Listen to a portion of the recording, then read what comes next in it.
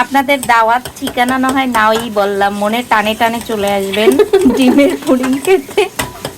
জান্নাতের হাতের অর্ধেক ডিমের পুডিং। ও আর কোন ফর্মালিটিস আছে নাকি? আছে অনেকক্ষণ, তবে একটু লাড়াচাড়া করতে হবে। ও আচ্ছা, এরপর পানি দিয়ে এরপর হয়ে যাবে না? আজকে স্নেহা আমাদের কি জানি খাওয়াবে এগুলা, বউয়া। ও বউয়া ভাত খাওয়াবে, এর জন্য সে পুরান ঢাকা থেকে চলে আসছে, আমাদেরকে রান্না করে খাওয়াবে। এতগুলা পেঁয়াজ কুচি করছে, এদিকে আমার আম্মু 3 দিন রান্না করতে পারে। এখানে আবার হাঁড়িতে তেলও দেওয়া হয়েছে। এডি কি ভাজা হবে? ও আচ্ছা, ওয়াও। এটা কি এক পাতে টাইল দিলেই খালি হয়ে যায় নাকি? ও সে কিন্তু অলরেডি শুটকি ভর্তা করে নিয়ে আসছে। সেটা হচ্ছে কি শুটকি? ফেউয়া। আমরা বলি চেপা, ওরা কয় ফেউয়া। জানি না আসলে কি, আমি তো দেখিনি, কিন্তু ভর্তা করে নিয়ে আসছে। আবার মরিচের গুঁড়োও দিতে হবে, আবার মরিচের। এরপর ঘোটানাটা আর কিছু, সাথে আবার হলুদের গুঁড়ো 1 চামচ। আমি খাচ্ছি আর হচ্ছে খাচ্ছি না, সরি, খাবো আর আপনাদের সাথে হচ্ছে শেয়ারও করতেছি, যাতে আপনারাও রান্না করে খেতে পারেন। আগে দেখি, অনেস্ট রিভিউ দেই আমি, কিন্তু সবসময় রান্না মজা হয়েছে কিনা আগে বুঝতে হবে তো রাঁধুনি কেমন। লবণ আরো লাগবে। কষানোর শেষে আবার একটু পানি। জিনিস দেখাইলাই না, এই যে বউয়া সবসময় আলু কুচি করে দিতে হয়। ও তো এখন মিক্সড করছে, আমি এখন খেয়াল করলাম যে আলু কুচিও দিচ্ছে।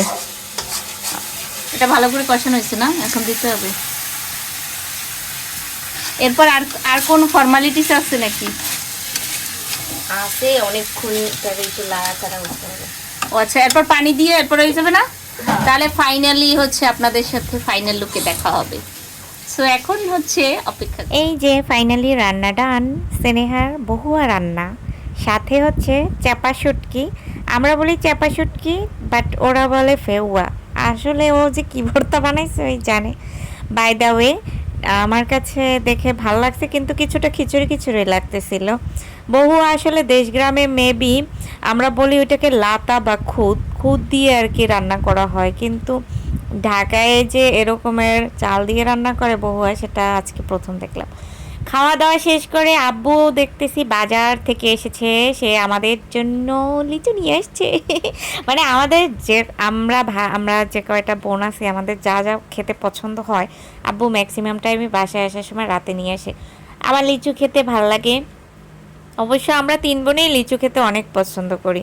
তারপর সাথে হচ্ছে গ্রামের ওই যে তালশাঁস, এগুলা খেতে কিন্তু অনেক মজা লাগে। কে কে খাইছেন কমেন্টসে জানাবেন কিন্তু। আর আম তো হচ্ছে, আমের সিজন আসলে আমাদের বাসায় আম মাস্ট থাকবে ফ্রিজে। শেষ হয়ে গেছিলো, মানে আব্বু একবারে 5 কেজি 10 কেজি আর কি যখন পারে ওই সময় নিয়ে আসে। এখানে আবার স্নেহা হচ্ছে আমাদের জন্য ডিমের পুডিং বানাচ্ছিল। মানে ডিমের পুডিংটা আমি খুব পছন্দ করি, আরও আমাদের বাসায় আসলে ফার্স্টেই ডিমের পুডিং বানাই।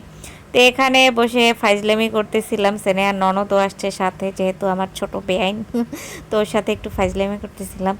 এখানে কি জানি ওরা মিক্সড করছে, দেন হচ্ছে এটা দিয়ে পুডিং বানানো হবে। তো এটা মিক্সড করে রাইস কুকারে আর কি দিয়ে রাখছিলাম প্রায় 1 ঘন্টার মতন। এরপরে হচ্ছে আমরা ফ্রিজিং করে রেখেছিলাম, আর এই তো এখন হচ্ছে এটাকে আমরা দেখাবো যে কেমন হয়েছে। আসলে বুঝতেছি না ভাঙবে নাকি ঠিক থাকবে।